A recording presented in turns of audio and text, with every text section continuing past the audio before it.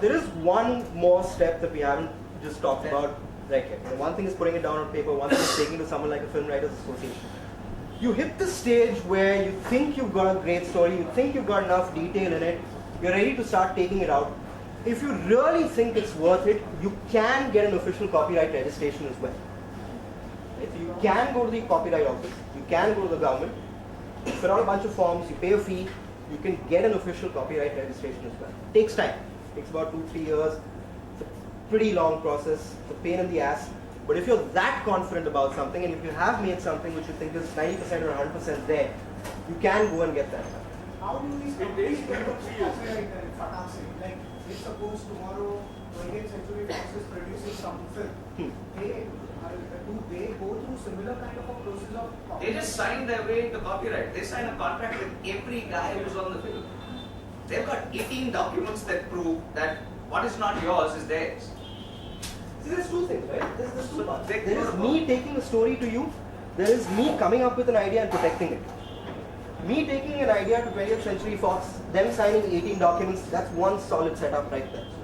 Me just thinking of an idea before taking it to anybody, I go to the copyright board and register, that's another solid form. They actually went by default. You have a copyright. Going to the copyright board, getting a registration is solid proof. I'm working at a company as a writer, and I'm developing something on my own, which has nothing to do with them. Does that also come under their copyright because I'm on their salary?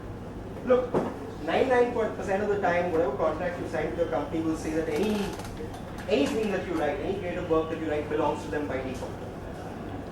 If you're convinced that it has nothing to do with your work, you're sitting and writing textbooks but you're writing fiction at home. But I'm writing scripts for them and I'm writing a script for myself or for some other. That's dangerous territory. Don't let them know about it. Yeah, I mean, it's as simple as that. The company is going to say, I pay you money every month to write scripts for me. Now, I'm not saying you can write only sci-fi scripts for me, but if you write a romantic script for yourself, that's yours. They don't make that exception. They just say that they own everything that you do. That is the problem. So in this case, for instance, I'll just take this one. Yeah. there's a slight thing there. In the sense that if he were to have an idea, which he's, say, courier to himself on this day, and say 2 years down the line, he's off the company rolls and says that and start developing this day, and he goes out to prove that it was written while he was in their employ, it actually works against it. It does. See, here's the point. If you are an employee, if you're working with a company, the trade-off that you've made is, you give me a monthly salary, I'm safe, there's food on the table, but anything that I do, any scripts that I write belong to you.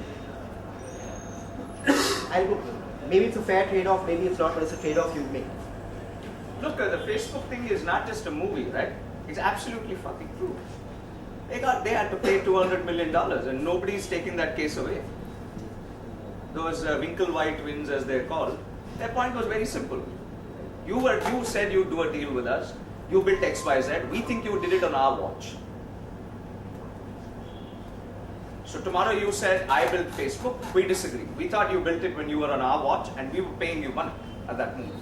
So it's your own Facebook. So tomorrow you have an idea that's worth a lot. Believe me, there are enough people who are going to have some legal argument to get their way. In the court, it's very simple. Bad analogies as always. Winning an IP suit is a lot like making sure that you go home with the girl on the first date. You don't close it on the first date, you're stuck for 5 years. So you have to be 100% sure that when that thing comes up in court on the first day, you can crush it immediately. Otherwise, they've got resources, man. They'll put 20 lakhs behind a lawyer. It's not a problem for them. And they're happy to do it. It takes around 3 years for a person, 2-3 years for a person to get prepared for stuff that he's developing. So in those 2-3 years, if the person can keep it a secret, it's this. No, you still get a receipt, you still get something saying that you applied for copyright. Okay, patent pending. Yeah, during that period, you've got proof, saying I took it to them on such and such a date. And they don't reject it, saying, it's been ripped off from this one, or somebody else said that it's ripped off from that one. Okay. You still got proof saying I went to them on such and such a date. Right? Yes? An idea can be a one-liner idea that can be developed into a story, right? I have that one-liner with me. It is unique in terms of characters, it's unique in terms of background, it's unique in terms of story. Right now, I'm yet to develop the story and I'll take good 1 year to develop it. It's still just an idea. It's still just an idea, it's just a one-liner. Maybe I can develop it into a one paragraph, not more than that. There's a problem. Problem? That's what he said.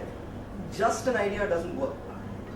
You can't copyright an idea, man. Say it like a mantra. You cannot copyright an idea. You can only copyright form. You can't So copyright an I idea. have to have at least a treatment or a synopsis. You have to have a Whatever, concept yeah. note, a synopsis, a treatment which has enough detail in it. Okay. To say, And you what's know, these are the enough? strands. What's enough? It's not one liner. It's not one paragraph. Maybe it's 3 pages. Or maybe it's 30 pages. It's not about pages. Depending I on guess what it's the key about elements as are. much. Okay. As much So if I can manage to write my basic idea in a page, but I'm clear with my story. I'm clear with my concept. I'm clear with all the unique aspects of my story. Now can I register it? Yeah, if you're confident that you've got all your unique aspects in, yeah. Okay. And see, here's the point. So what if I put down half a pager today and I, went and got it registered, but 6 months later I have a 10 pager, I can still go and get it registered anywhere. In the same registration or it will be a different registration? It'll be a different registration. But I own copyright over both. Okay, but I keep on working on the story for say 2 years or 3 years, and I keep on developing it. The basic soul remains the same, but the story evolves and reaches say stage 5 or 6 or 10. Now I have 10 copyrights for the same idea. You don't have copyright over an idea at all.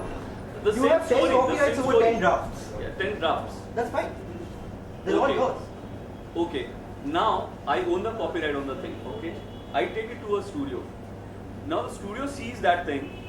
They find the setup interesting. They find the characters interesting. They think, okay, fine, it's a thriller. I can change it. I can make it horror, and the setup is so good that it will work for the horror.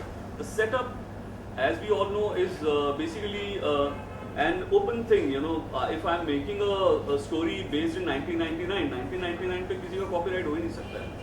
So if I'm making a story based in the year 1999, it's a comedy, and I'm using some elements that were there in 1999, but they are not, they don't exist now. Like I don't pay for incoming calls on my mobile phone, but in my story I have to pay that. Yeah, maybe that's a critical aspect. That's a critical aspect in my story. Sure. Now the person uses that thing in his story, which has certain elements from my research, my work for the story, and he just twists the idea a bit. Now what? That's exactly the same point. I don't know how much a bit is, Yeah. right? But if it's such a key element, the fact that somebody, let's say, got So caught. there are 10 such elements in my story. I can see all those 10 elements in this story. Super. So if you can convince But me the that genre here are is, the 10 elements, genre is that's fine. switched. That's fine. That's fine. That's fine. I don't understand genre. I No, guess actually in that important point, deciding the something. most important thing will be that you've communicated with that guy. That has to be there. Here are the 10 as a unique main- elements. Now, whether this is 98 or 92 doesn't make a difference. Doesn't make a difference. Unless 98 is so super critical, that's a unique part of the story. Yeah. It's Y2K. अगर Y2K आ रहा है तो 1999 is Super critical. super critical. If you can show that, here are the 10 unique elements, he's taken these. Say, here's one more thing as well. If you are giving somebody copyright over your work, the first thing to remember is the contract has to be in writing. Okay? Other situations you can have an oral contract. When it comes to copyright, you have to have a written contract. A few key things that you should keep in mind. Sorry, you have a question? Does it have to be On stamp paper? Stamp paper. Safer. But it's not Not stamping it doesn't mean that it's not really valid. If you want to take it to court later on, you can get it stamped later. But it's a pain. You can't use it really in court until that. But it's a safe practice to get it. Stamping is dating. essential. Sorry? But it's not essential. Oh, you Or in the- consider it essential. Okay, my last Just do it. Okay? Much safer than. Right? Few things that you need to watch out for is all this stuff about making a movie out of it, making a video game out of it, making an iPhone app out of it, making a web-based version out of it. All of these are different slices of the same set of copyrights that you have. So you want to make sure that you know exactly what you're giving up. If there's a catch-all saying I give up everything, any derivation, any form, that's it. You want to keep something exclusive for yourself, keep it exclusive for yourself. You can also place restrictions on territory. right? You want to say I'm giving this to you only for India or only for abroad, but in India I'm going to go to somebody else. You can place restrictions on time. I give you the right to use this for X period of time, after which it comes back to me, I do whatever I want with it. If you don't put a time period in, by default it's 5 years. Okay? Very unlikely. Almost impossible that the other guy is not going to put in a time period saying, I own it forever and ever. If they don't, it's only for 5 years. Right? The whole point is, sorry. If the contract doesn't mention a time period, they have it only for 5 years. After which, it's yours. Yeah. No, regardless of whether they've used or not, they have the right to use it only for 5 years. After which That's it's an yours. unwritten fact, right? 5 years. No, that's a written fact. It's in the law. But if you don't put a term down in the contract, it's only 5 years. If you don't define the territory, by default, it's only India. So if I But they know that as well. So it's probably right. if I sign the contract waiving off all my intellectual rights, it's only for 5 years.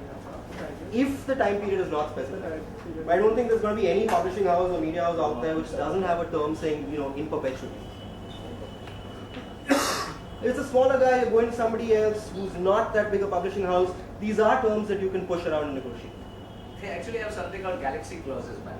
They say they own all rights in the galaxy. It's like a Star Wars contract. Okay. So any guy who has half a Star brain, Wars only taught these guys everything. yeah. So they're built out differently on it. It was just because Lucas said, I want merchandise right, the 20th century said, okay, make it, forget it. We made it and we made the second. Think about it. Today, if you want to value Disney, okay, somebody said, I want to buy Disney. What are you going to buy? Disney doesn't own a factory. Disney doesn't have machinery. What does Disney have? Disney is just a collection of IP. That's it. It's the only value that entire company is built on.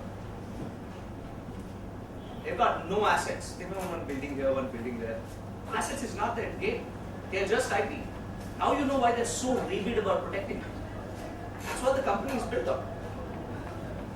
Their entire valuation depends on that IP. So they're taking galaxy clauses from you. The truth is, the company will take everything that you don't fight for. And look, bad cop, good cop. But yeah, sure, there are a heckload of big media houses and publishers out there, and they're big and strong and mean and they'll slap you up in a dark alley. Fine. There's also a whole bunch of different ways of getting your stuff published. Right? There are a lot of smaller houses as well. There are a lot of guys who are doing different kinds of stuff as well. What you need to remember with these guys is you can negotiate every little slice. If you're creative enough to come up with a new idea, be creative enough to come up with ideas of how to use it. Be creative in identifying, here are 30,000 different things that I can do with it. Start from the point of giving 1, then 2, then 3, then 4, then 5.